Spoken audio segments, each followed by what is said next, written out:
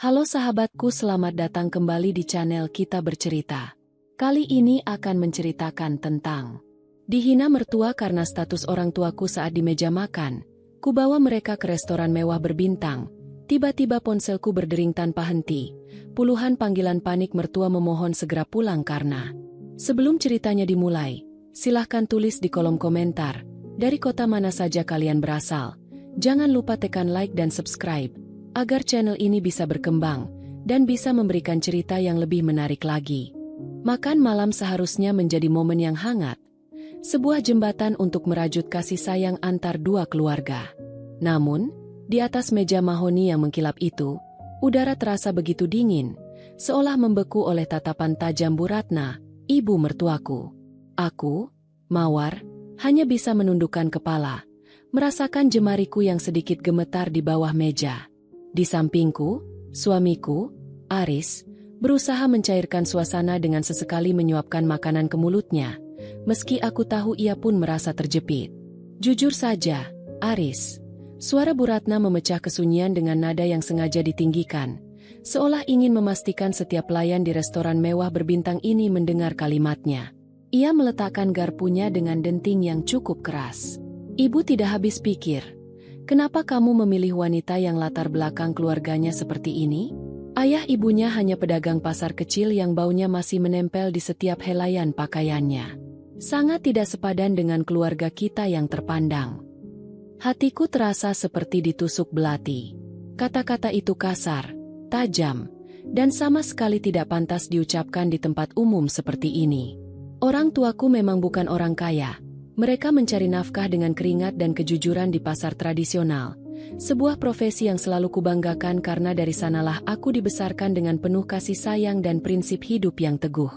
Namun, di mata Bu Ratna, semua itu adalah noda. Ibu, tolong jangan bicara seperti itu. Mawar adalah istri yang baik. Sapa Aris dengan suara rendah, mencoba menjaga martabat ibunya sekaligus melindungiku. Bu Ratna mendengus. Matanya menyapu penampilanku dari atas ke bawah dengan pandangan merendahkan. Istri yang baik tidak seharusnya membawa keluarga yang memalukan untuk bertemu di tempat seperti ini. Seharusnya, saat kita makan di restoran bintang 5, kita duduk bersama orang-orang yang memiliki kelas yang sama. Aku menarik napas panjang, mencoba menenangkan detak jantungku yang berpacu kencang. Aku tahu, melawan dengan amarah hanya akan memperburuk situasi. Aku mengangkat kepalaku, menatap mata mertuaku dengan tenang namun tegas. Bu, saya mengerti ibu sangat menjaga kehormatan keluarga. Namun, saya ingin ibu tahu bahwa pakaian yang saya kenakan, pendidikan yang saya miliki, hingga sikap yang saya tunjukkan malam ini, semuanya adalah hasil dari didikan orang tua saya yang ibu rendahkan. Mereka mungkin tidak memiliki aset sebesar keluarga ibu, tetapi mereka mengajari saya arti dari rasa hormat dan kerja keras. Suasana mendadak hening. Pelayan restoran yang sedang berjalan di dekat meja kami tampak kikuk. Namun aku tidak peduli. Aku sudah cukup lama diam menahan segala cibiran itu. Malam ini, aku sengaja membawa mereka ke sini, bukan untuk pamer, melainkan untuk menunjukkan bahwa harga diri seseorang tidak ditentukan oleh nominal yang ada di buku tabungan. Tepat saat Bu Ratna hendak membuka mulut untuk membalas dengan kalimat yang lebih menyakitkan, suasana meja yang tegang itu terganggu oleh sebuah suara. Kring, kring, kring. Ponselku yang tergeletak di samping piring bergetar dengan intensitas yang tidak wajar. Layar ponsel itu menyala tanpa henti, menampilkan deretan nama panggilan yang masuk dalam waktu bersamaan. Puluhan panggilan masuk, hampir semuanya berasal dari nomor pribadi mertuaku dan beberapa kerabat dekatnya. Aku menatap layar itu dengan dahi berkerut, lalu melirik Bu Ratna. Wajahnya yang semula sombong tiba-tiba memucat. Tangannya yang tadinya memegang gelas anggur kini gemetar hebat hingga minuman itu sedikit tumpah. Ada apa, Bu? Tanyaku khawatir, meski di dalam hati ada rasa bingung yang luar biasa. Bu Ratna meraih ponselku dengan kasar tanpa meminta izin. Matanya membelalak melihat notifikasi yang terus bermunculan. Napasnya mulai memburu. Dadanya naik turun dengan tidak beraturan. Tidak, ini tidak mungkin terjadi. Ibu, jelaskan ada apa? Aris ikut berdiri dari kursinya, Wajahnya berubah cemas. Bu Ratna menatapku. Matanya yang tadi penuh dengan penghinaan, kini berubah menjadi tatapan permohonan yang putus asa. Suaranya pecah, nyaris seperti tangisan. Mawar, tolong.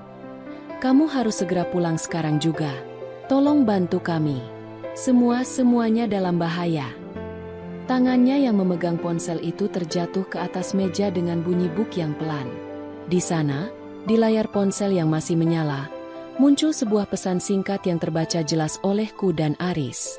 Sebuah pengumuman bahwa aset perusahaan besar milik keluarga mertuaku kini sedang berada di ujung tanduk, dan entah bagaimana, mereka sedang memohon bantuan padaku, seseorang yang baru saja mereka rendahkan kehormatannya.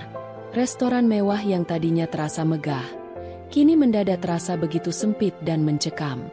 Aku hanya bisa mematung, bertanya-tanya. Rahasia apa yang sebenarnya mereka simpan rapat-rapat selama ini hingga harus melibatkan orang yang paling mereka benci untuk menyelamatkan semuanya? Keheningan yang menyelimuti meja kami terasa jauh lebih mencekam daripada makian yang dilontarkan Bu Ratna beberapa menit lalu. Aris, suamiku, segera merampas ponsel tersebut dari tangan ibunya.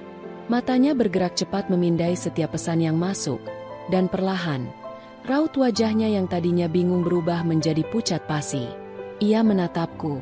Ada gurat ketakutan yang tak mampu ia sembunyikan. Mawar, kita harus pergi sekarang, ucap Aris dengan suara parau. Ia tidak menjelaskan apa yang sebenarnya terjadi, namun kepanikan yang terpancar dari matanya sudah cukup bagiku untuk memahami bahwa situasi ini bukanlah perkara sepele. Bu Ratna, yang biasanya tampak begitu angkuh dan menjaga wibawanya dengan ketat, kini terlihat seperti seseorang yang kehilangan arah. Ia tidak lagi menatapku dengan kebencian, melainkan dengan tatapan yang menyiratkan kebutuhan akan sandaran. Tolong, Mawar, hanya kamu yang bisa menolong kami sekarang. Perusahaan semuanya diambang kehancuran. Dokumen itu, dokumen yang kamu pegang. Aku mematung sejenak. Pikiranku berputar cepat. Dokumen? Apa yang ia maksud? Sejauh ingatanku, aku tidak pernah terlibat dalam urusan bisnis atau aset keluarga mertuaku. Aku selalu menjaga jarak agar tidak dianggap sebagai wanita yang haus akan harta keluarga mereka. Namun, melihat betapa hancurnya Bu Ratna saat ini, naluri kemanusiaanku sebagai seorang istri sekaligus menantu mulai mengambil alih. Kami bergegas meninggalkan restoran bintang 5 itu. Suasana di dalam mobil sepanjang perjalanan pulang terasa sangat menyesakan. Bu Ratna terus bergumam pelan di kursi belakang, menyebutkan nama-nama yang tidak kukenal dan angka-angka kerugian yang terdengar fantastis.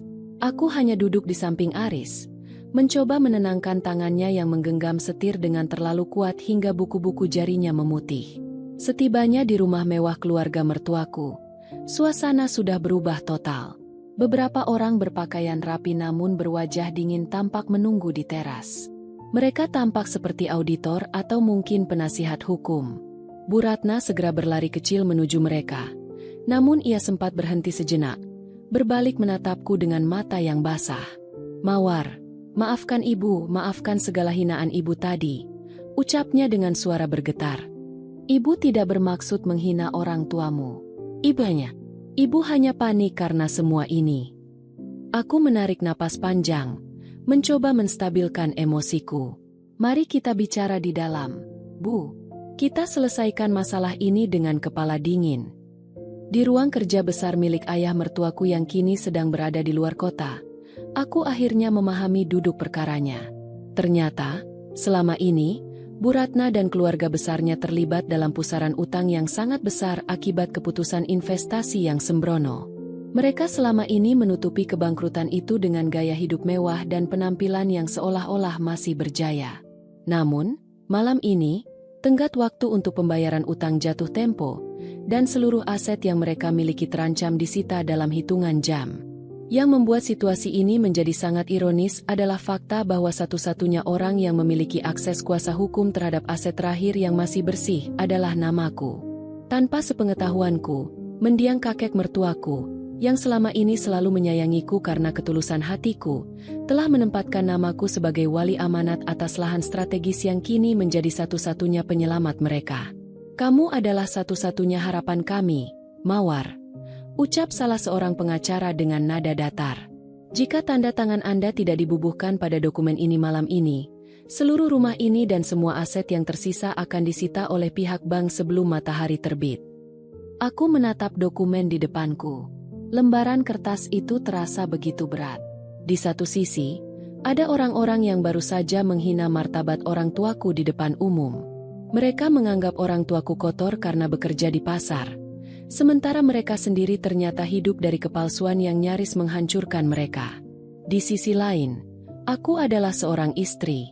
Jika aku membiarkan ini terjadi, Aris, suami yang selama ini selalu berusaha mendamaikan hubungan kami, akan ikut kehilangan segalanya. Aku melirik Aris yang sedang menunduk. Bahunya tampak begitu lelah. Ia tidak meminta, ia tidak menuntut. Namun kesedihan yang ia pancarkan adalah beban yang paling berat bagiku. Jika saya menandatangani ini, kataku perlahan, memecah keheningan ruangan. Apa jaminannya bahwa ibu tidak akan pernah lagi merendahkan martabat saya dan keluarga saya? Bu Ratna tersentak. Ia menatapku dengan penuh rasa sesal. Apapun, Mawar, ibu berjanji, ibu akan melakukan apapun yang kamu mau. Ibu sadar, selama ini ibu telah dibutakan oleh kesombongan. Tolong selamatkan keluarga ini. Aku mengambil pena dari atas meja. Tanganku terasa dingin, namun hatiku mulai memantapkan pilihan. Bukan karena aku ingin membalas budi, bukan pula karena aku takut akan ancaman mereka.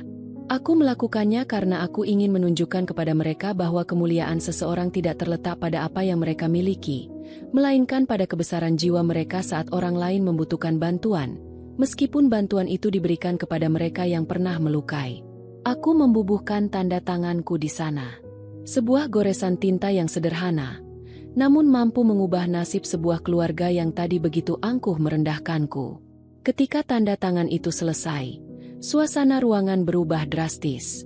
Para pengacara segera bergerak cepat, dan Bu Ratna terduduk lemas di sofa, menangis terseduh-seduh. Namun, di balik kelegaan itu, aku merasakan sesuatu yang berbeda. Ada sebuah babak baru yang akan dimulai. Apakah setelah ini mereka akan benar-benar berubah? Atau justru akan ada masalah lain yang menanti di balik layar? Apakah menurutmu langkah Mawar untuk membantu mertuanya sudah tepat? Atau justru akan membawa masalah baru di kemudian hari? Malam itu berakhir dengan suasana yang sangat ganjil. Tidak ada lagi suara denting gelas mewah atau tawa sombong seperti di restoran tadi. Yang tersisa hanyalah keheningan yang menyesakkan di ruang tengah rumah mertuaku. Setelah para pengacara itu pergi, Bu Ratna masih terduduk di sofa beludru. Jemarinya memilin ujung kain bajunya dengan gelisah. Ia tampak 10 tahun lebih tua hanya dalam hitungan jam. Aris mendekatiku, memegang bahuku dengan lembut. Terima kasih, Mawar. Aku tidak tahu harus berkata apa. Kamu baru saja menyelamatkan nama baik keluarga ini dari kehancuran total yang memalukan. Aku menatap Aris, lalu beralih ke arah Bu Ratna. Ini bukan tentang menyelamatkan nama baik, Aris. Ini tentang tanggung jawab yang tak sengaja terpikul di pundakku. Namun, aku ingin kalian mengerti satu hal. Suaraku tenang namun cukup tegas untuk menggetarkan ruangan. Tanda tangan tadi adalah yang pertama dan terakhir kalinya saya ikut campur dalam urusan aset keluarga kalian. Setelah ini, saya ingin kehidupan saya dan orang tua saya tetap berada di jalur yang seharusnya. Bu Ratna mendongak. Matanya yang sembab menatapku dengan sorot yang sulit diartikan. Ada rasa malu, namun di balik itu, aku masih bisa menangkap sisa-sisa karakter lamanya yang keras. Mawar, tentu saja. Ibu sangat berterima kasih. Mungkin besok kita bisa mengadakan makan malam lagi, kali ini di rumah, untuk merayakan keberhasilan ini. Aku tersenyum tipis, sebuah senyuman yang tidak sampai ke mata. Tidak perlu, Bu.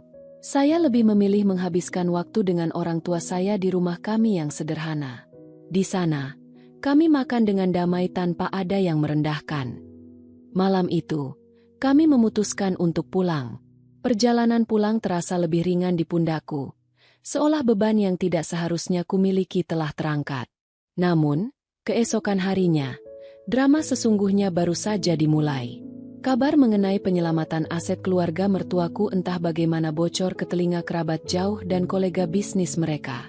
Sejak pagi, ponselku tidak berhenti berdering. Bukan lagi dari Bu Ratna, melainkan dari orang-orang yang selama ini tidak pernah mengenalku. Mereka tiba-tiba menjadi sangat akrab, memuji-mujiku sebagai penyelamat keluarga dan menantu idaman.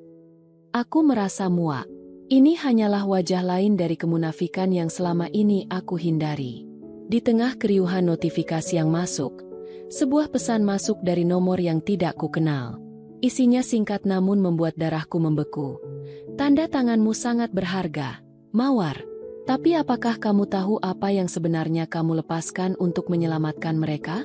Kamu baru saja melepaskan hak asuh atas sesuatu yang jauh lebih besar dari sekadar aset tanah.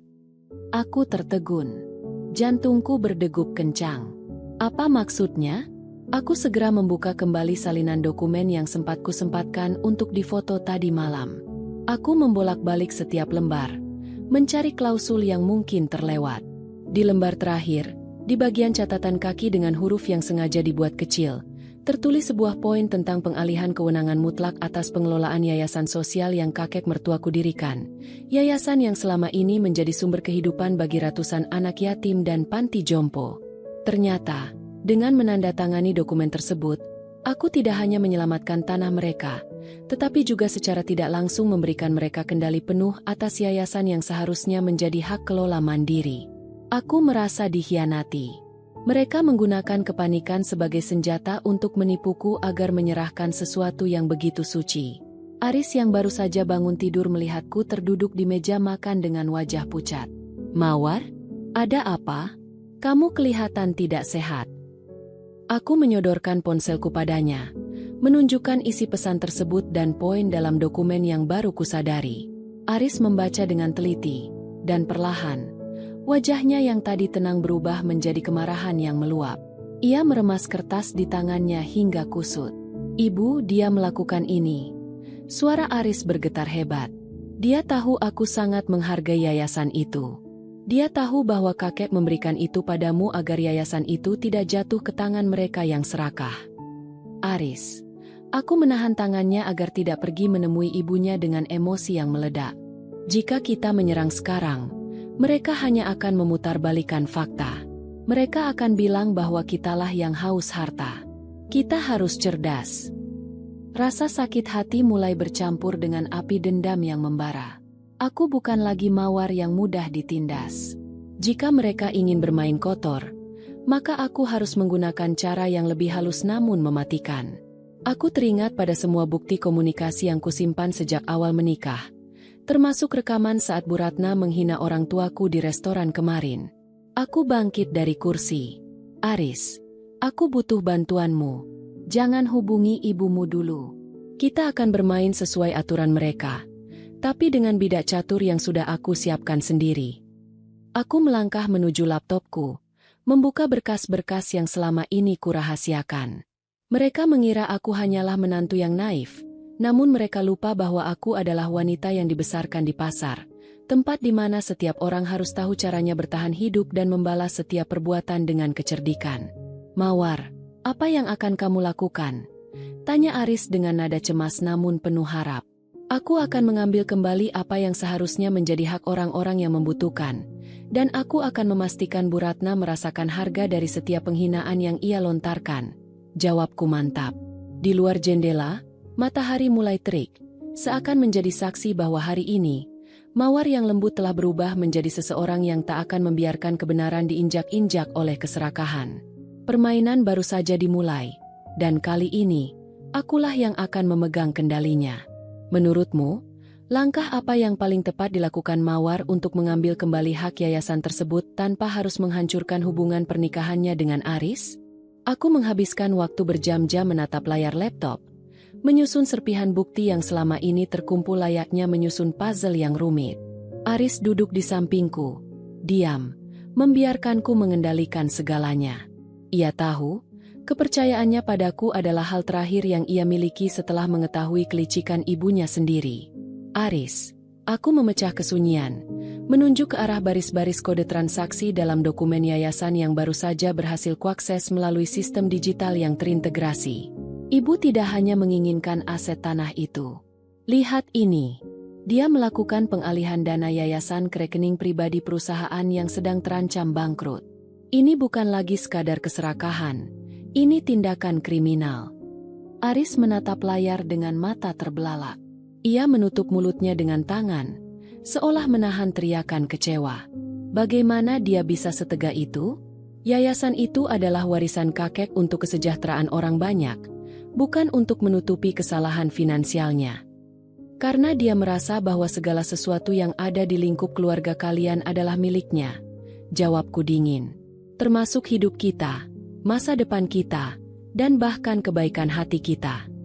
Aku menyusun rencana. Aku tidak ingin langsung melaporkan hal ini ke polisi.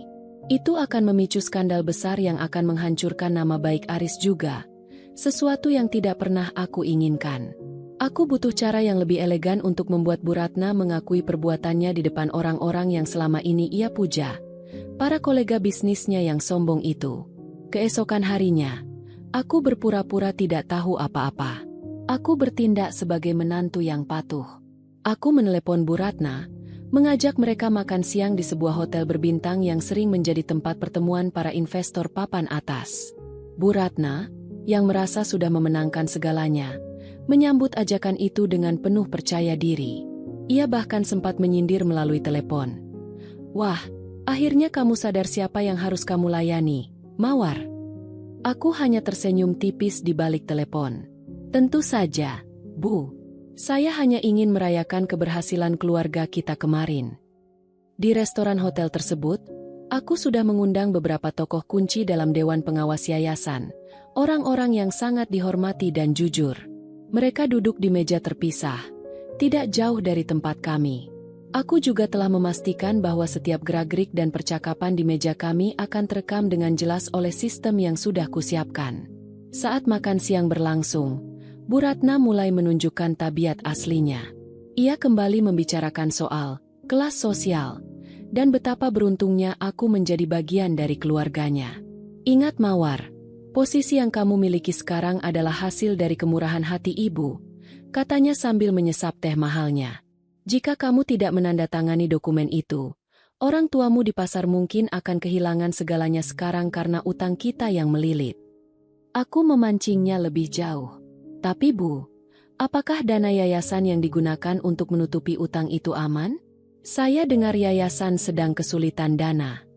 Bu Ratna tertawa renyah. Sebuah tawa yang penuh dengan kesombongan. Yayasan itu hanyalah cangkang, Mawar. Uang di sana lebih berguna untuk menyelamatkan perusahaan kita yang jauh lebih penting daripada memberi makan orang-orang tidak mampu itu. Jangan naif.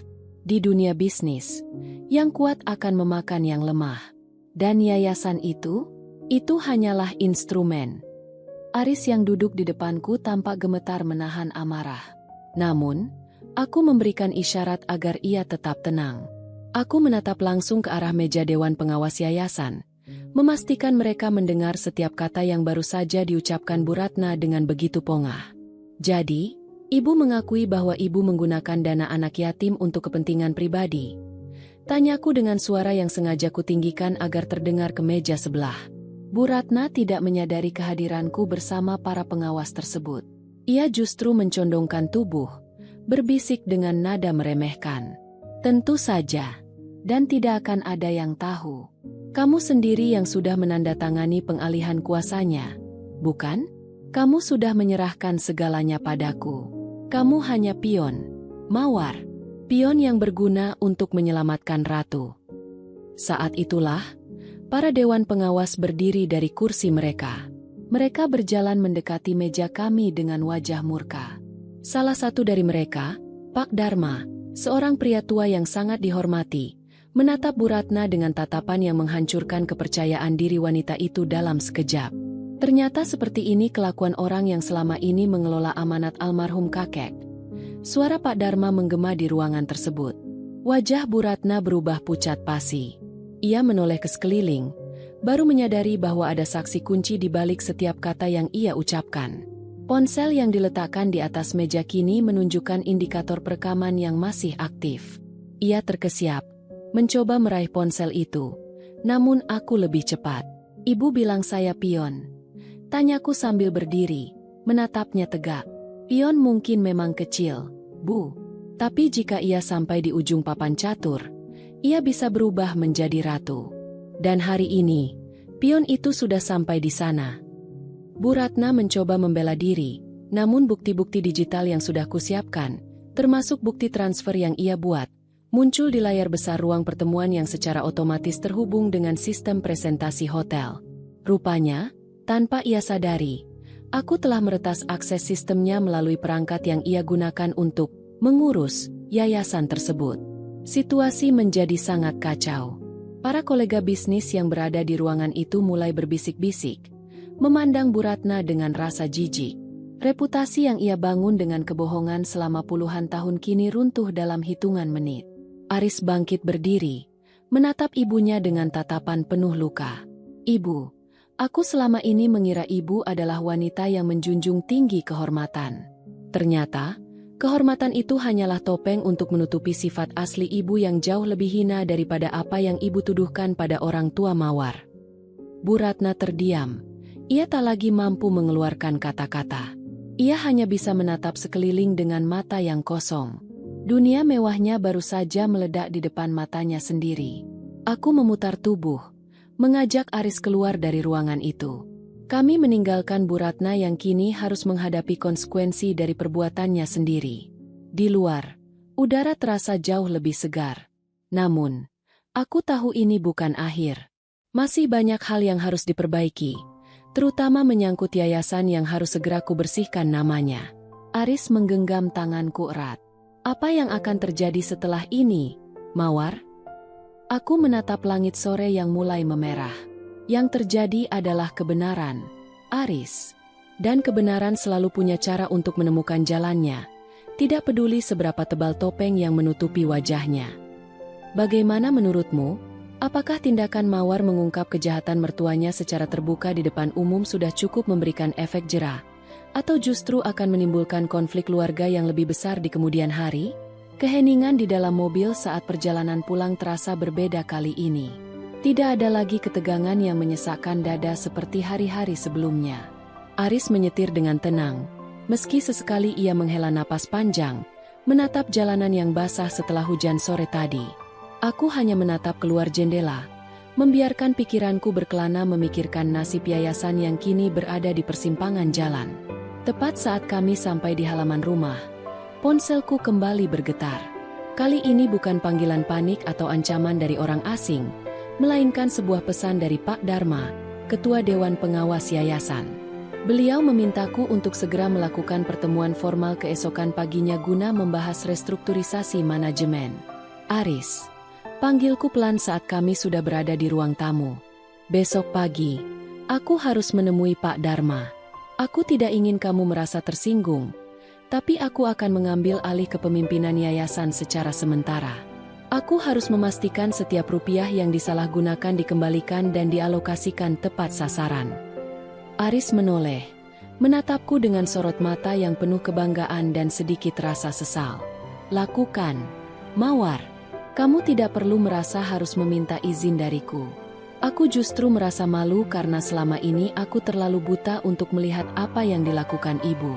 Kamu telah melakukan hal yang benar, bahkan ketika dunia sedang meruntuhkanmu. Malam itu, tidurku tidak begitu nyenyak. Bayang-bayang wajah Bu Ratna saat ia kehilangan kendali di hotel tadi terus terbayang. Ia tidak hanya kehilangan aset, ia kehilangan kepercayaan orang-orang yang selama ini menjadi pondasi kekuatannya. Namun, aku tidak merasakan kepuasan yang kejam. Yang kurasakan hanyalah sebuah kelegaan bahwa kebohongan tidak akan lagi menjadi atap yang menaungi keluarga ini. Pagi harinya, suasana di kantor yayasan terasa tegang namun penuh harap. Begitu aku masuk, staf dan relawan yang selama ini bekerja di sana menyambutku dengan tatapan yang penuh tanda tanya. Mereka sudah mendengar rumor tentang apa yang terjadi kemarin. Aku berjalan mantap menuju ruang rapat utama, membawa dokumen-dokumen bukti yang sudah kupersiapkan. Pertemuan itu berjalan intens. Aku memaparkan semua temuan yang kupunya, bagaimana dana dialihkan, bagaimana laporan keuangan dipalsukan, dan bagaimana nama baik mendiang kakek mertuaku disalahgunakan untuk menutupi hutang pribadi. Para pengawas terdiam, sesekali mengangguk, hingga akhirnya Pak Dharma menutup pertemuan dengan sebuah keputusan mutlak. Mawar. Suara Pak Dharma berwibawa. Setelah melihat bukti-bukti yang tidak terbantahkan ini, kami memutuskan untuk mencabut semua akses Ibu Ratna dalam pengelolaan yayasan. Dan sebagai bentuk kepercayaan kami menunjuk Anda, Mawar, sebagai direktur sementara hingga yayasan ini kembali stabil dan memiliki sistem yang transparan. Aku menerima tanggung jawab itu bukan dengan kesombongan, melainkan dengan kerendahan hati. Aku tahu ini akan menjadi tantangan berat. Aku bukan hanya harus memperbaiki sistem, tapi juga harus menghadapi penolakan dari pihak keluarga mertuaku yang mungkin akan terus mencoba mengintervensi. Saat aku keluar dari ruangan, Aris sudah menungguku di lobi dengan membawa segelas kopi hangat. Ia tersenyum, senyuman yang paling tulus yang pernah kulihat selama kami menikah. "Bagaimana?" tanyanya. "Kita punya banyak pekerjaan rumah," jawabku sambil menerima kopi tersebut. "Tapi, yayasan ini akan kembali menjadi tempat bagi mereka yang membutuhkan, bukan bagi mereka yang haus akan kekuasaan." Namun, drama kehidupan tidak selesai begitu saja.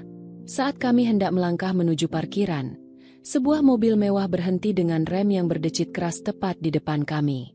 Pintu terbuka, dan turunlah Bu Ratna dengan wajah yang tidak lagi angkuh, melainkan penuh dengan keputusasaan yang nyata.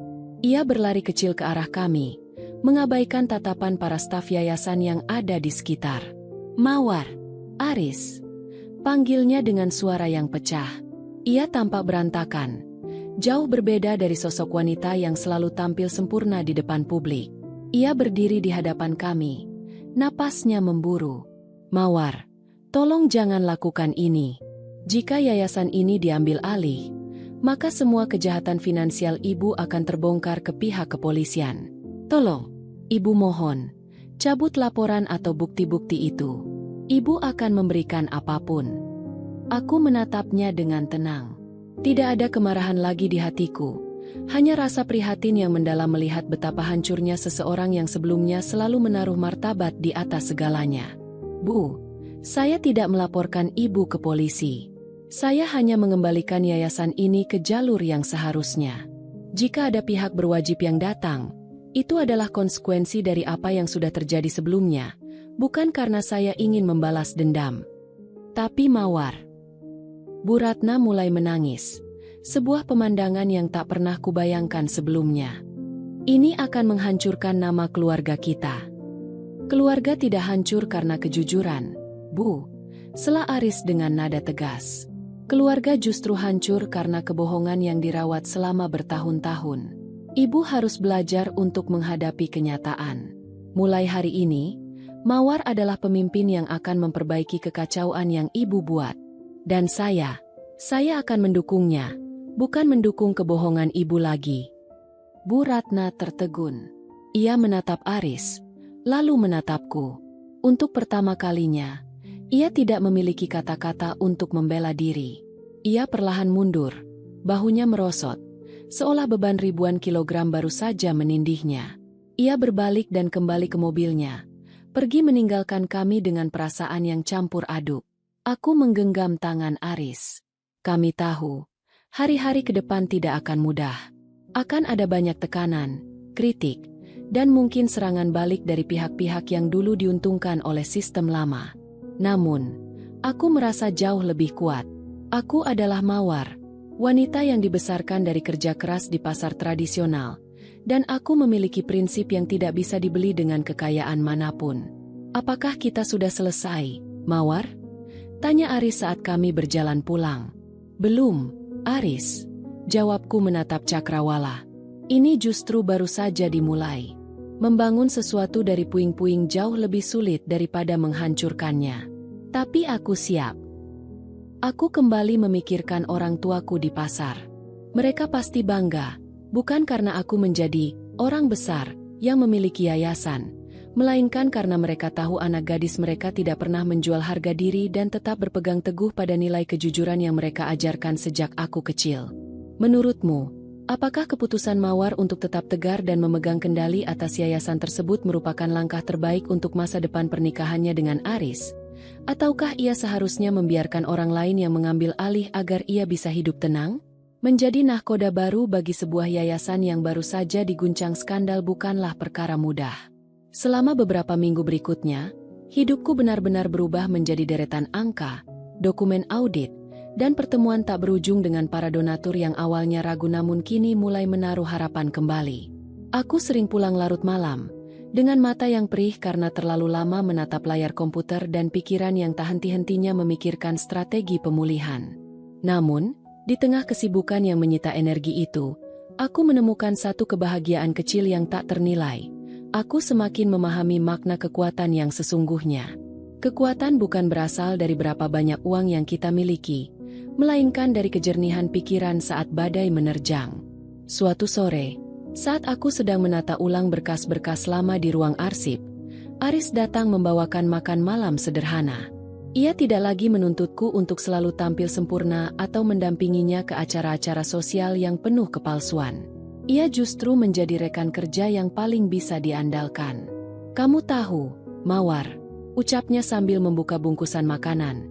"Sejak semua ini terjadi, aku merasa lebih ringan. Ternyata, selama ini aku hidup di dalam rumah kaca yang indah, tapi menyesakkan. Terima kasih telah memecah kacanya." Aku tersenyum, menyandarkan punggungku pada kursi kerja. "Aku hanya ingin kita hidup dengan cara kita sendiri, Aris, tanpa harus berhutang pada kebohongan siapapun." Namun, masalah tidak benar-benar pergi begitu saja. Bu Ratna, meskipun sudah kehilangan kendali atas yayasan, tidak serta-merta berubah menjadi sosok yang lembut dan bijaksana. Ia masih sering mencoba menghubungiku melalui perantara, atau terkadang mengirimkan pesan singkat yang isinya penuh dengan penyesalan yang samar-samar, diselingi dengan permintaan bantuan finansial yang seperlunya. Aku selalu memilih untuk tidak menanggapi secara langsung, membiarkan semuanya berjalan melalui jalur hukum yang sudah ditetapkan. Suatu hari, berita mengejutkan datang. Salah satu mantan kolega bisnis Bu Ratna yang dulu pernah ia tipu, mulai melancarkan gugatan hukum terhadap aset pribadi milik Bu Ratna. Kondisi ekonominya benar-benar berada di titik nadir. Ia yang dulu begitu bangga dengan kemewahan, kini terpaksa harus menjual rumah besarnya dan pindah ke apartemen yang jauh lebih sederhana. Aris sempat merasa bimbang. Sebagai seorang anak, nalurinya tentu ingin membantu ibunya. Ia sempat bertanya padaku, "Mawar, apakah kita harus turun tangan? Bagaimanapun juga, dia ibu." Aku menarik napas panjang, menatap suamiku dengan pandangan teduh.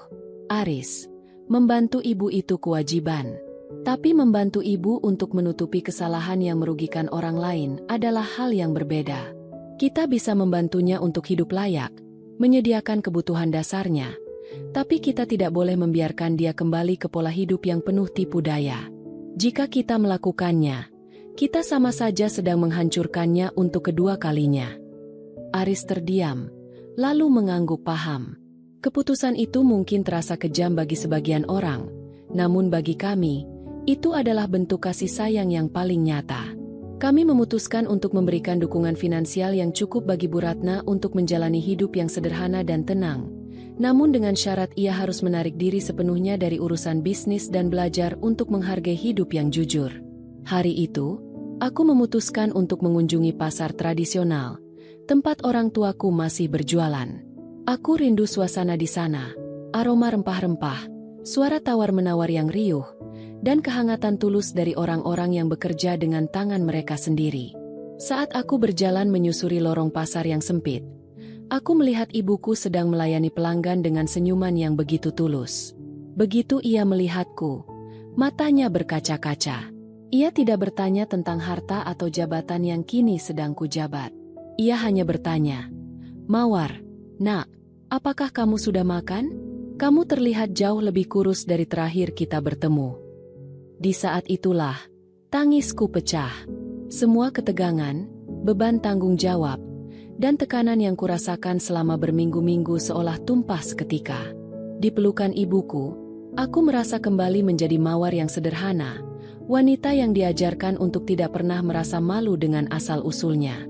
Mawar bahagia, Bu, bisikku di pelukannya. Mawar hanya ingin menjalani hidup yang baik, sesederhana apapun itu. Pulang dari pasar, aku merasa jauh lebih kuat. Aku menyadari bahwa perjalanan hidupku yang penuh liku ini bukanlah sebuah hukuman, melainkan sebuah pelajaran. Bahwa di dunia yang terkadang menuntut kita untuk selalu tampak hebat, keberanian untuk menjadi diri sendiri dan memegang teguh kejujuran adalah kemenangan yang paling hakiki. Sesampainya di rumah, aku menemukan Aris sedang menungguku di teras dengan wajah yang tampak jauh lebih cerah. Mawar, ada kabar baik. Dewan Pengawas Yayasan telah menyetujui program pemberdayaan ekonomi untuk pedagang pasar yang kamu ajukan. Mereka bilang, ini adalah langkah revolusioner yang selama ini belum pernah terpikirkan. Aku merasakan kehangatan menjalar di hatiku. Program itu adalah impianku sejak lama, menggunakan sumber daya yayasan untuk membantu orang-orang seperti orang tuaku di pasar agar mereka bisa memiliki modal usaha yang adil dan pelatihan keterampilan yang bermanfaat. Ini baru permulaan, Aris. Jawabku dengan penuh keyakinan. Malam itu, saat kami duduk berdua di balkon rumah, menatap langit malam yang tenang, aku merasa bahwa hidup benar-benar telah menemukan jalannya. Kami mungkin tidak lagi hidup dalam kemewahan yang dulu selalu dipuja-puja oleh mertuaku, tapi kami memiliki sesuatu yang jauh lebih berharga, kedamaian hati dan masa depan yang dibangun di atas fondasi yang kokoh. Apakah menurutmu langkah Mawar untuk tetap berpegang teguh pada prinsipnya, bahkan di depan mertuanya sendiri, adalah bentuk keberanian yang inspiratif? Ataukah ia sebenarnya sudah terlalu keras dengan menolak permintaan tolong mertuanya yang sudah jatuh miskin? Waktu terus berjalan, dan yayasan yang dulunya hampir hancur karena keserakahan, kini mulai menunjukkan wajah aslinya. Suasana kantor tidak lagi mencekam seperti saat audit pertama kali. Kini, yang terdengar adalah suara diskusi yang bersemangat tentang cara mengembangkan program pemberdayaan ekonomi bagi pedagang kecil dan pelatihan keterampilan bagi mereka yang kurang beruntung. Setiap kali aku melangkah masuk ke kantor, aku merasakan tanggung jawab yang besar, namun juga kepuasan batin yang sulit dilukiskan dengan kata-kata. Namun, di balik keberhasilan profesional ini, kehidupan pribadiku dengan Aris terus mengalami pendewasaan. Kami tidak lagi hidup dalam bayang-bayang ekspektasi orang lain. Rumah kami yang sederhana kini terasa jauh lebih mewah daripada rumah besar mertuaku dulu, karena di dalamnya tertanam benih ketenangan dan kejujuran. Suatu pagi, aku menerima telepon dari Bu Ratna. Suaranya terdengar jauh lebih tenang, tidak lagi dipenuhi tuntutan atau nada tinggi yang merendahkan. Mawar, sapanya lirih. Ibu baru saja pindah ke apartemen yang kecil, tapi untuk pertama kalinya setelah sekian lama, ibu bisa tidur dengan nyenyak. Aku terdiam sejenak, membiarkan keheningan mengisi ruang di antara kami. Syukurlah, Bu. Semoga itu awal yang baik untuk ibu. Mawar, lanjutnya. Suaranya sedikit bergetar. Ibu ingin meminta maaf atas segalanya. Ibu tidak meminta untuk dimaafkan hari ini, karena ibu tahu luka yang ibu berikan sangat dalam. Ibu hanya ingin kamu tahu bahwa apa yang kamu lakukan, menyelamatkan yayasan dan tetap menolong ibu dengan cara yang benar, telah menyadarkan ibu tentang apa itu arti martabat yang sebenarnya. Aku tidak membalas dengan kalimat puitis. Aku hanya menjawab dengan lembut. Pintu rumah kami selalu terbuka jika ibu ingin bertamu dengan niat yang baik, tanpa harus membicarakan harta atau status sosial. Kami hanya ingin keluarga yang damai. Aris yang berdiri di sampingku mendengar percakapan itu. Ia merangkul bahuku dengan hangat setelah aku menutup telepon. Kamu memang wanita yang luar biasa. Mawar, kamu mengajarkan ibu untuk kembali menjadi manusia. Aku hanya tersenyum. Aku tahu, pengampunan bukan berarti melupakan, tetapi melepaskan beban agar kita bisa melangkah lebih jauh tanpa rasa dendam. Hari-hari berikutnya diisi dengan peluncuran perdana program pemberdayaan ekonomi. Aku mengundang orang tuaku untuk hadir di acara tersebut. Melihat ayah dan ibu berdiri di antara para donatur dan tamu undangan dengan pakaian sederhana mereka namun dengan wajah yang begitu bangga, membuat dadaku sesak oleh rasa haru. Mereka tidak merasa minder sedikit pun. Mereka tahu bahwa posisi ini bukanlah karena koneksi, melainkan karena kerja keras dan integritas putri mereka. Saat memberikan pidato pembukaan, aku tidak berbicara tentang angka atau strategi bisnis yang rumit. Aku berbicara tentang akar. Yayasan ini berdiri bukan karena tumpukan emas atau nama besar, ucapku di hadapan para hadirin. Yayasan ini berdiri di atas prinsip bahwa setiap orang, dari latar belakang apapun, memiliki hak untuk mendapatkan kesempatan yang sama. Kita semua berawal dari pasar, dari keringat yang bercucuran, dari kejujuran yang ditanam. Jika kita bisa menjaga akar itu tetap kuat, maka pohon yang kita tumbuhkan akan memberikan keteduhan bagi banyak orang. Tepuk tangan bergemuruh di ruangan itu. Namun, yang paling berarti bagiku adalah tatapan penuh haru dari orang tuaku dan senyum tulus dari Aris. Di tengah kesibukan itu, aku menyadari bahwa tantangan terbesar bukanlah melawan musuh dari luar, melainkan menjaga agar diri kita sendiri tidak berubah menjadi apa yang kita benci saat kita mulai memegang kekuasaan. Aku selalu memastikan untuk menyisihkan waktu bagi diriku sendiri, kembali ke rumah, memasak makanan sederhana, dan berbincang dengan Aris tentang hal-hal kecil yang tidak berhubungan dengan pekerjaan. Kami mulai terbiasa dengan ritme kehidupan baru ini. Aris yang dulu terlalu patuh pada ibunya, kini tumbuh menjadi pria yang mandiri dan memiliki prinsip yang teguh. Kami sering menghabiskan akhir pekan dengan mengunjungi perpustakaan atau sekadar berjalan-jalan di taman, menikmati hal-hal yang dulu dianggap tidak berkelas oleh mertuaku, namun kini menjadi kemewahan yang kami nikmati sepenuhnya. Satu sore, saat matahari mulai terbenam di balik gedung-gedung tinggi, kami duduk di balkon, menikmati teh hangat. Apa rencana kita selanjutnya, Mawar? Tanya Aris sambil menatapku dengan mata yang penuh kasih. Terus berjalan, Aris, jawabku. Kita tidak perlu menjadi yang paling kaya atau paling berkuasa. Kita hanya perlu menjadi yang paling konsisten dalam melakukan kebaikan. Karena pada akhirnya, sejarah akan mencatat bukan dari apa yang kita miliki, tetapi dari apa yang kita tinggalkan bagi orang lain. Hidup memang sering memberikan skenario yang tidak terduga.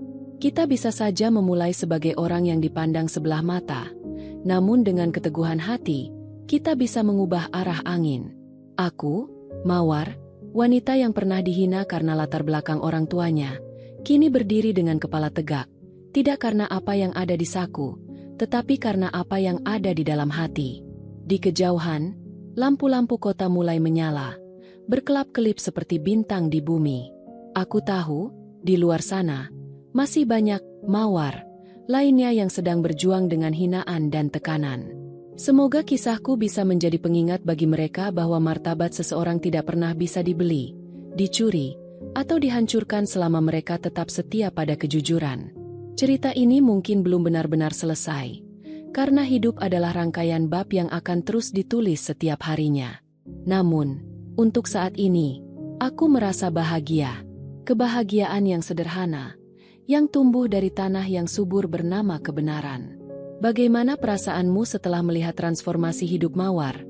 Dari wanita yang dihina mertuanya hingga menjadi pemimpin yang disegani tanpa kehilangan jati dirinya?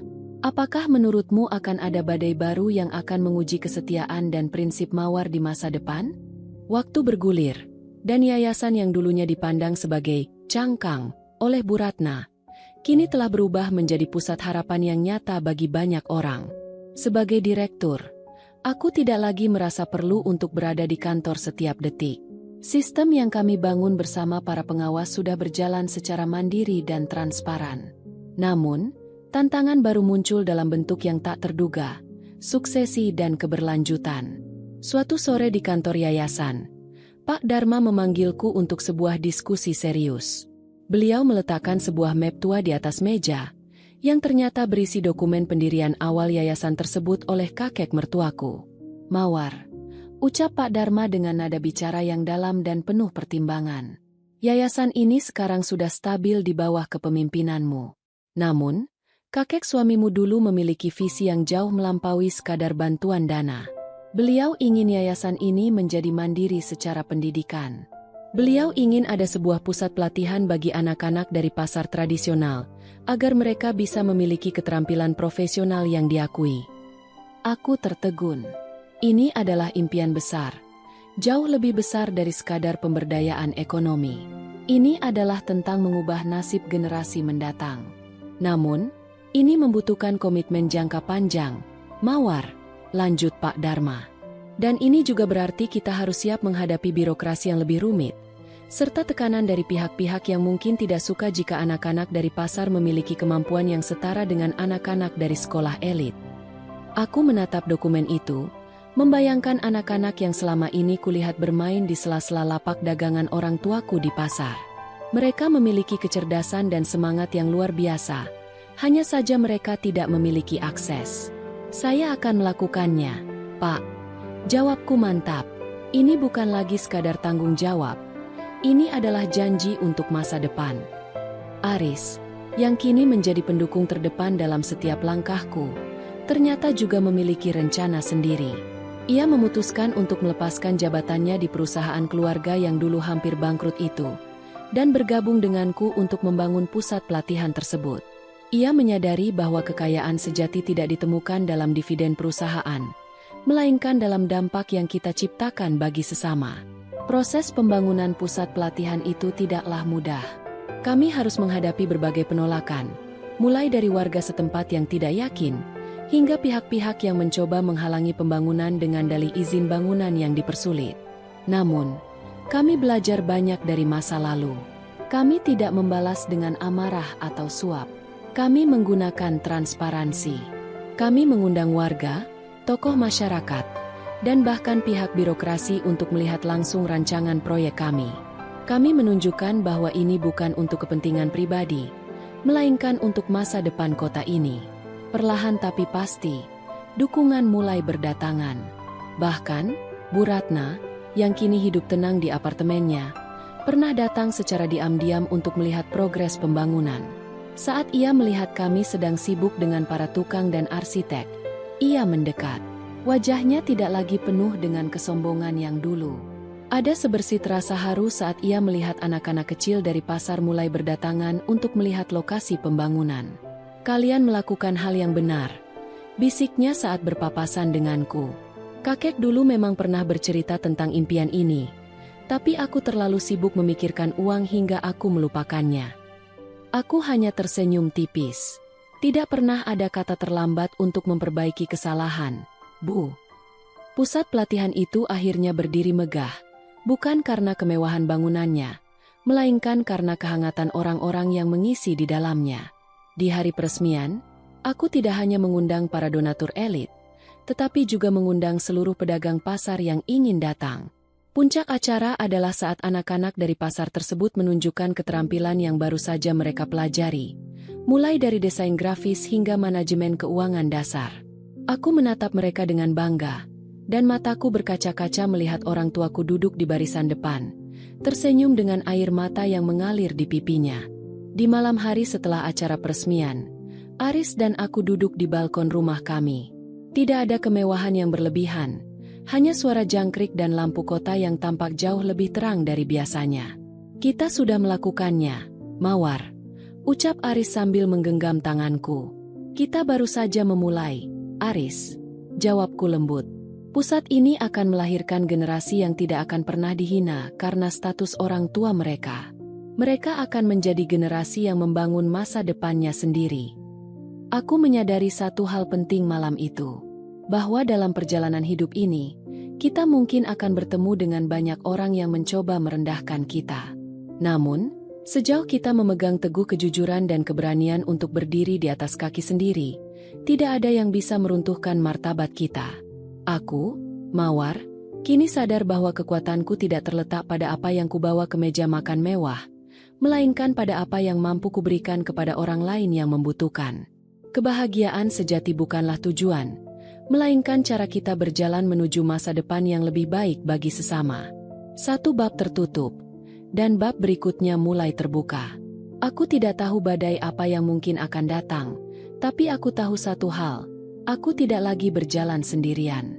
Aku memiliki Aris, aku memiliki prinsipku, dan aku memiliki orang-orang yang kini menjadi keluarga besarku dalam misi kebaikan ini. Bagaimana menurutmu, Apakah transformasi dari seorang wanita yang dihina menjadi pemimpin yang visioner adalah akhir yang sempurna bagi Mawar? Ataukah akan ada dinamika baru yang menanti di bab-bab selanjutnya? Keberhasilan pusat pelatihan tersebut ternyata membawa dampak yang meluas.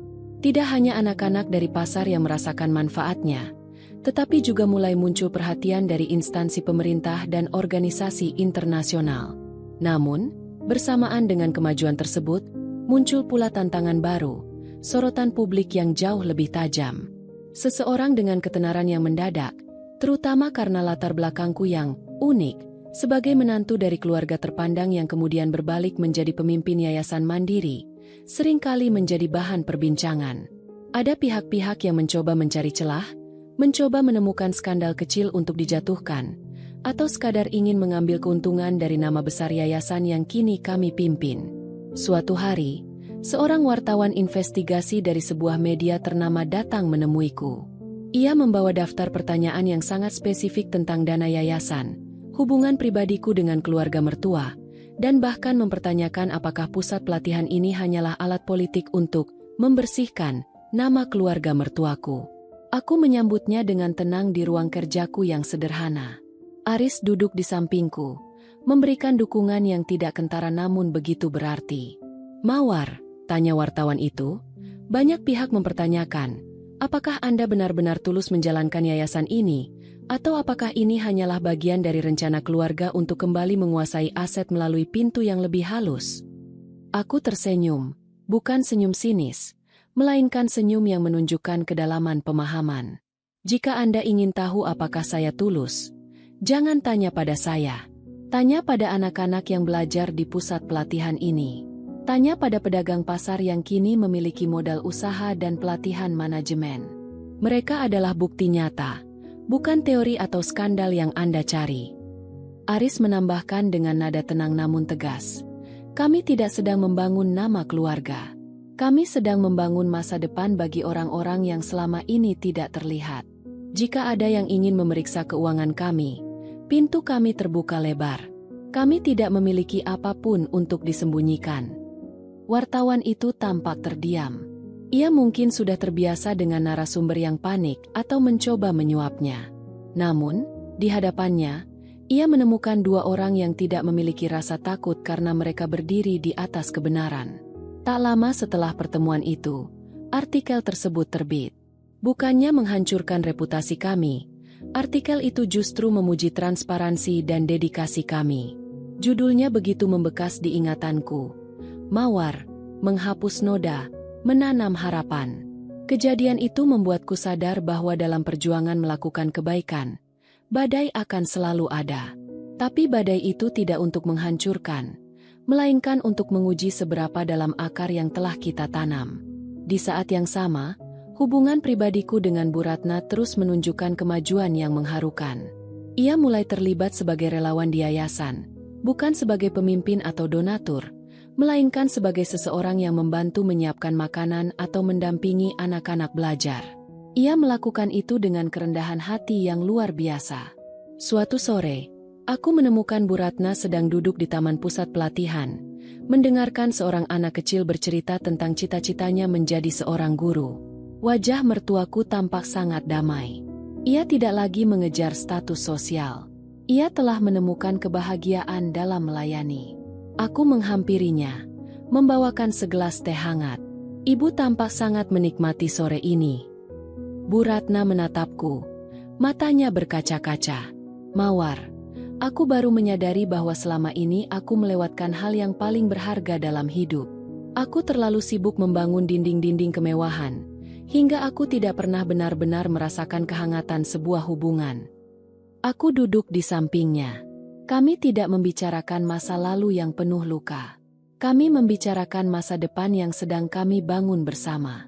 Saat itulah aku merasa bahwa pemulihan sebuah keluarga tidak harus terjadi dengan menghapus masa lalu, melainkan dengan menerima dan menjadikannya pelajaran untuk tidak mengulangi kesalahan yang sama.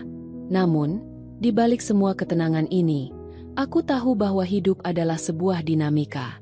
Kami mendapatkan undangan untuk menghadiri sebuah forum nasional tentang pemberdayaan masyarakat.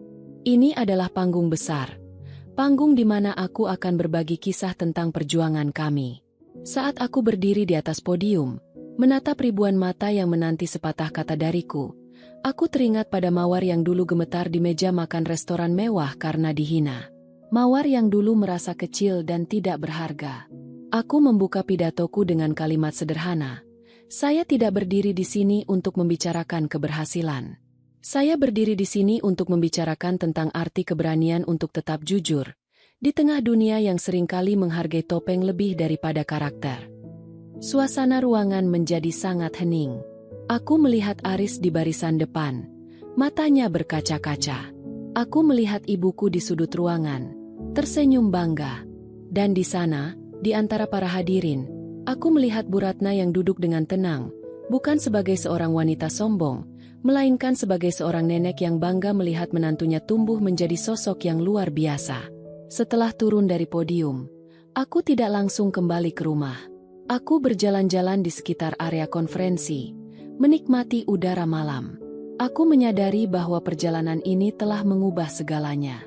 Bukan hanya statusku, bukan hanya kekuasaan yang aku miliki, tetapi hatiku. Hatiku kini telah menjadi tanah yang luas dan subur.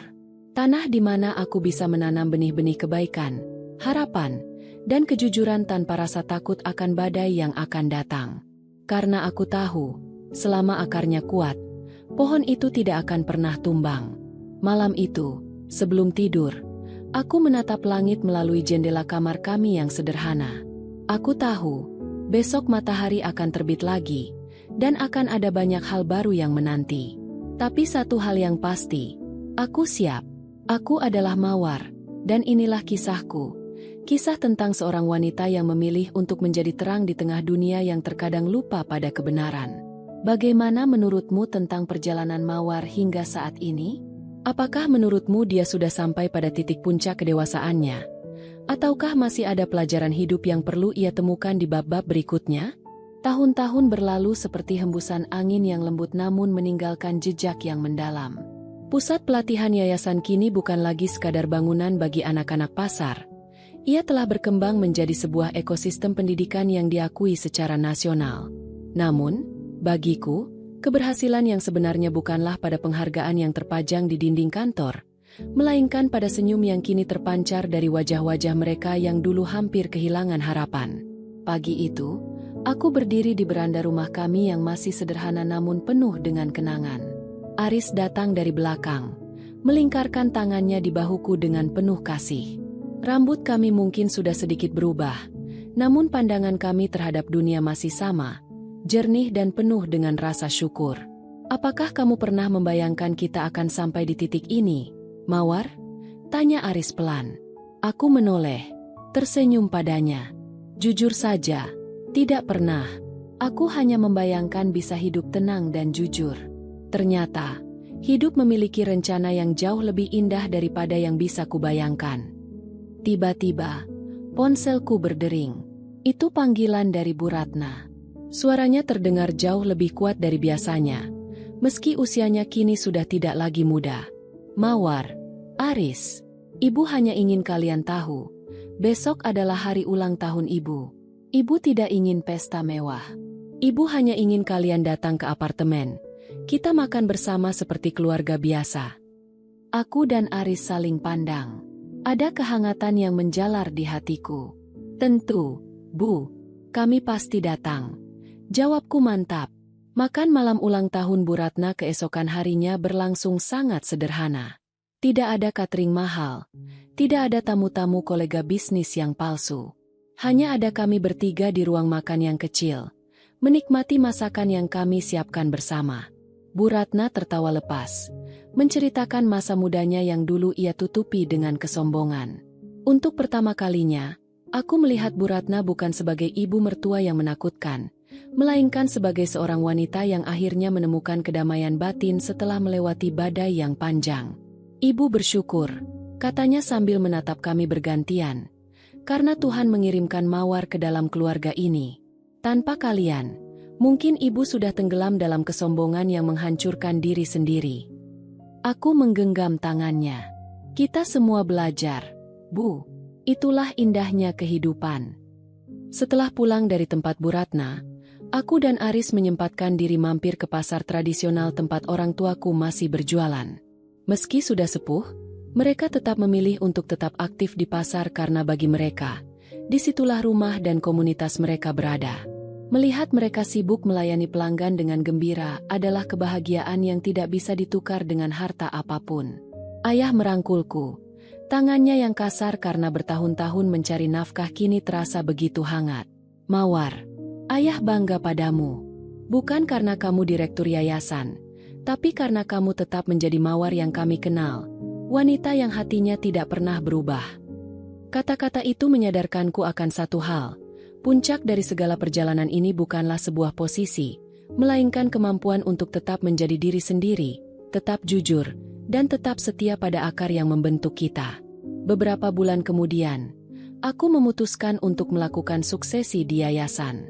Aku menyerahkan estafet kepemimpinan kepada salah satu anak muda berbakat yang dulu adalah murid pertama di pusat pelatihan kami. Ia memiliki visi yang jauh lebih progresif, dan aku tahu, di bawah kepemimpinannya, yayasan ini akan tumbuh lebih jauh lagi. Aku memilih untuk mundur bukan karena lelah, tetapi karena aku ingin menanam benih di tempat lain. Aku dan Aris memutuskan untuk pindah ke sebuah desa yang tenang, tempat di mana kami bisa mendirikan perpustakaan kecil dan membantu pengembangan komunitas petani lokal. Kami tidak mencari sorotan, kami hanya ingin terus berbuat baik dengan cara yang paling sederhana. Di desa itu, setiap harinya diisi dengan udara yang segar, tanah yang subur, dan orang-orang yang tulus. Kami membangun perpustakaan kecil di bawah pohon besar, tempat anak-anak desa bisa belajar dan bermimpi.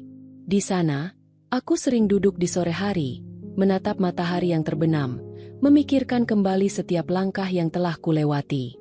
Dulu, aku adalah wanita yang dihina karena status orang tuanya. Dulu, aku adalah menantu yang dianggap tidak sepadan. Namun, hari ini, aku adalah wanita yang berdiri dengan teguh, bebas dari belenggu ekspektasi dan keserakahan. Aku telah belajar bahwa keberanian bukan berarti tidak memiliki rasa takut, melainkan kemampuan untuk terus melangkah meski harus melewati api. Aris mendekat, membawa secangkir teh panas. Ia duduk di sampingku, menatap desa yang mulai tenang saat senja menyapa. Apakah kamu merindukan hiruk-pikuk kota, Mawar? Aku menggeleng. Tidak sedikit pun. Di sini, aku merasa sudah sampai di rumah yang sesungguhnya. Hidup adalah sebuah lingkaran. Kita memulai dari yang sederhana, berjuang melalui kompleksitas, dan pada akhirnya, kita akan selalu merindukan kesederhanaan itu kembali. Namun, itu bukan kesederhanaan yang sama. Itu adalah kesederhanaan yang telah diisi dengan pengalaman, kebijaksanaan, dan kedamaian hati. Sembari menatap langit yang mulai menggelap, aku tahu bahwa kisah ini hanyalah satu dari jutaan kisah tentang perjuangan dan martabat manusia. Jika ada satu pesan yang ingin kusampaikan pada dunia, itu adalah, jangan pernah merasa rendah diri karena asal-usulmu. Karena asal-usulmu bukanlah sebuah noda, melainkan fondasi yang akan menentukan seberapa tinggi pohon kehidupanmu bisa tumbuh. Mawar yang dulu tertunduk di meja makan mewah, kini telah mekar dengan indahnya di tanah yang damai. Dan ini, bagiku, adalah akhir yang paling sempurna. Bukan akhir dari segalanya, melainkan akhir dari sebuah bab di mana aku telah belajar untuk sepenuhnya mencintai, memaafkan, dan merangkul diri sendiri apa adanya. Kehidupan akan terus berlanjut, dengan tantangan baru dan kebahagiaan baru. Tapi untuk saat ini, aku ingin menikmati fajar yang tenang ini, di mana kejujuran telah menjadi teman setia dalam setiap helaan napasku. Pindah ke desa adalah sebuah keputusan yang awalnya membuat banyak orang terdekat kami keheranan. Mereka bertanya-tanya, mengapa kami meninggalkan kenyamanan kota dan posisi terhormat di yayasan untuk hidup di tempat yang jauh dari akses modernitas? Bagi mereka yang masih terjebak dalam pemikiran lama, pemikiran yang dulu pernah dianut Bu Ratna, keputusan ini mungkin tampak seperti sebuah kemunduran. Namun, bagiku dan Aris, ini adalah bentuk kemajuan yang sesungguhnya, sebuah pembebasan. Rumah kami di desa ini adalah sebuah bangunan kayu dengan jendela-jendela besar yang menghadap langsung ke arah hamparan sawah hijau yang membentang luas. Setiap pagi, Aroma tanah basah dan embun menyambut indera penciumanku. Perpustakaan kecil yang kami bangun, yang kami beri nama Pondok Cakrawala, kini menjadi titik kumpul bagi anak-anak desa. Disinilah aku menemukan sisi lain dari kehidupan. Jika di yayasan dulu aku berurusan dengan sistem, kebijakan, dan audit, di sini aku berurusan dengan sesuatu yang lebih mendasar, rasa ingin tahu. Anak-anak di sini tidak memiliki akses ke kursus-kursus mahal atau teknologi canggih, namun mata mereka memancarkan binar semangat yang jauh lebih terang daripada anak-anak kota yang seringkali sudah jenuh dengan rutinitas. Suatu sore, aku sedang membacakan cerita di Pondok Cakrawala saat seorang pria tua, Pak Karta, seorang petani lokal yang dihormati di desa ini, datang membawa keranjang berisi hasil panen singkong. Ia meletakkannya di teras dengan sopan. "Mbak Mawar, Mas Aris," sapanya dengan senyum ramah yang tulus. "Ini untuk kalian. Terima kasih sudah membuat anak-anak di sini punya tempat untuk bermimpi." Hatiku menghangat. "Sama-sama, Pak Karta. Kami hanya ingin mereka tahu bahwa dunia ini jauh lebih luas daripada batas-batas desa ini. Kehidupan di desa ini mengajariku tentang ritme alam yang jujur. Di sini, tidak ada yang bisa disembunyikan. Jika kamu menanam benih yang baik dengan perawatan yang tekun, maka hasil yang akan kamu tuai pun akan baik. Tidak ada jalan pintas, tidak ada kecurangan yang bisa menutupi hasil panen." Prinsip yang sama kini aku terapkan dalam setiap interaksi sosial kami. Namun, bukan berarti kehidupan di desa tanpa tantangan. Sesekali, aku masih harus berurusan dengan birokrasi tingkat daerah ketika kami ingin mengajukan program bantuan pupuk organik bagi petani atau perbaikan irigasi desa. Masih ada oknum yang mencoba bermain dengan anggaran, mencoba memotong jalur distribusi, dan menggunakan cara-cara lama yang dulu pernah kupelajari untuk diantisipasi. Bedanya, sekarang aku menghadapinya dengan jauh lebih tenang. Aku tidak lagi perlu meledak-ledak. Dengan pengalaman yang kudapat dari yayasan dan kemampuanku dalam mengorganisir data, aku mampu menyusun proposal yang tak terbantahkan. Aku menggunakan transparansi sebagai senjata. Setiap kali ada oknum yang mencoba bermain, aku akan mempublikasikan data tersebut ke forum warga secara terbuka. Seketika itu juga, mereka akan mundur dengan sendirinya. Aris menjadi mitra yang luar biasa. Ia mengurus sisi teknis pertanian dan pengembangan infrastruktur, sementara aku mengurus sisi pendidikan dan pemberdayaan komunitas perempuan desa. Kami adalah tim yang solid, sebuah harmoni yang terbentuk dari pengalaman pahit manis kehidupan kota. 1 tahun berlalu, dan hidup kami di desa semakin tertata.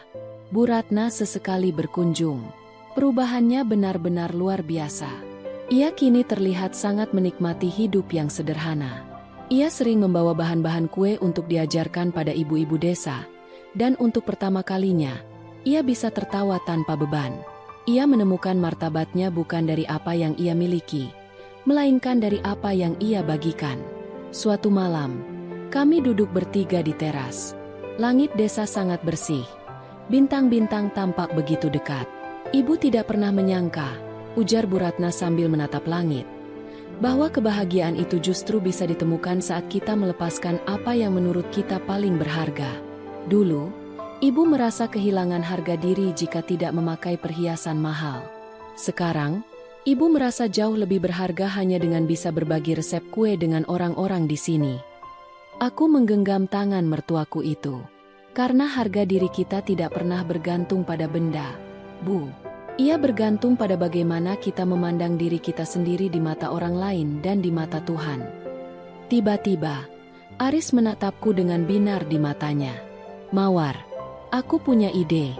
Bagaimana kalau kita membuat semacam koperasi tani yang terintegrasi dengan pasar tradisional di kota? Dengan begitu, petani di sini bisa mendapatkan harga yang lebih adil tanpa melalui perantara yang serakah." Ide itu menyambar pikiranku. "Itu brilian, Aris. Kita bisa menggunakan jaringan yang dulu pernah kita bangun di yayasan untuk menghubungkan mereka langsung ke pasar." Kami langsung berdiskusi dengan penuh semangat. Proyek baru ini bukan hanya sekadar bisnis, melainkan sebuah misi untuk memastikan bahwa orang-orang yang bekerja keras di sawah mendapatkan hasil yang layak atas keringat mereka. Ini adalah bentuk lain dari perjuangan untuk keadilan. Sebuah perjuangan yang akan kami jalankan dengan integritas. Saat aku beranjak untuk mengambil air minum, aku sempat menatap bayanganku di cermin. Tidak ada lagi wanita yang ketakutan di meja makan mewah itu. Yang ada adalah seorang wanita yang matanya telah melihat banyak hal, yang hatinya telah ditempa oleh banyak badai, namun tetap tegak berdiri. Hidup memang sebuah petualangan yang tak berujung. Setiap bab yang kututup selalu membawa pelajaran yang menjadi bekal untuk bab berikutnya.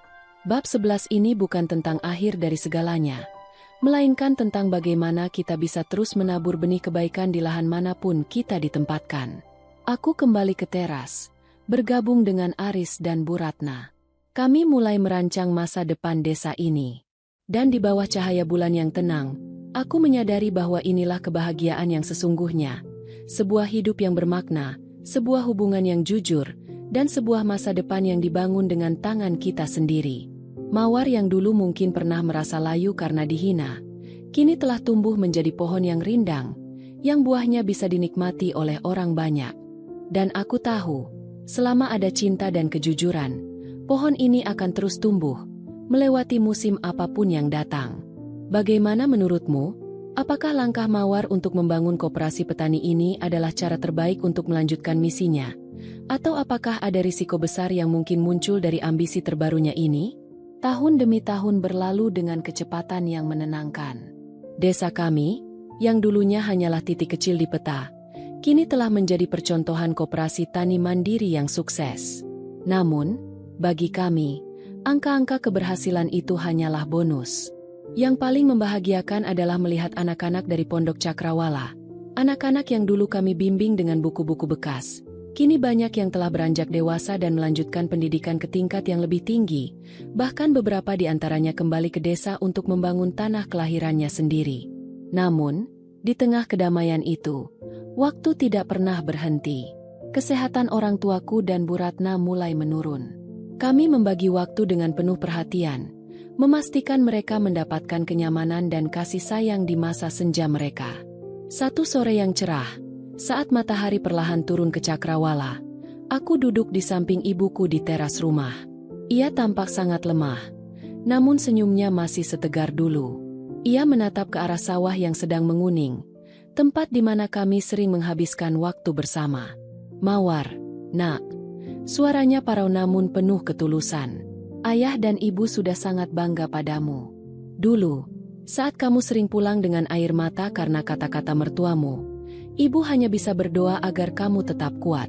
Ibu tidak pernah menyangka kamu akan tumbuh menjadi wanita seperti ini, wanita yang tidak hanya sukses, tapi juga memiliki hati seluas samudera." Aku menggenggam tangannya yang mulai keriput. Air mata mulai menggenang di pelupuk mataku. Mawar bisa seperti ini karena didikan ayah dan ibu. Mawar selalu ingat ajaran kalian, kerja keras itu mulia, dan kejujuran adalah mata uang yang berlaku di mana saja. Ibu menepuk tanganku pelan. "Sekarang, kamu sudah punya kehidupan yang indah. Jangan lagi menoleh ke belakang dengan rasa sakit. Semua yang dulu menghinamu, percayalah, mereka hanyalah batu loncatan yang Tuhan gunakan untuk mengasah intan di dalam dirimu." Tak lama setelah percakapan itu, ibuku dipanggil oleh Sang Pencipta dalam tidurnya dengan tenang. Kepergiannya meninggalkan lubang yang dalam di hatiku, namun juga sebuah kedamaian karena aku tahu ia pergi dengan rasa bangga yang luar biasa terhadap hidupku. Tak berselang lama, ayah menyusul, seolah ia tidak ingin membiarkan belahan jiwanya pergi sendirian. Duka itu berat, namun Aris selalu ada di sisiku, menjadi jangkar yang kokoh. Begitu pula Bu Ratna. Wanita yang dulu pernah menghinaku itu, kini telah menjadi sosok yang paling menguatkanku. Ia datang bukan dengan kemewahan, melainkan dengan doa dan pelukan hangat. "Mawar," ucapnya di depan pusara orang tuaku. "Terima kasih telah mengajari ibu arti memaafkan. Terima kasih telah mencintai ibu sebagai anak sendiri, meski ibu pernah sangat tidak pantas untuk mendapatkan kasih sayangmu."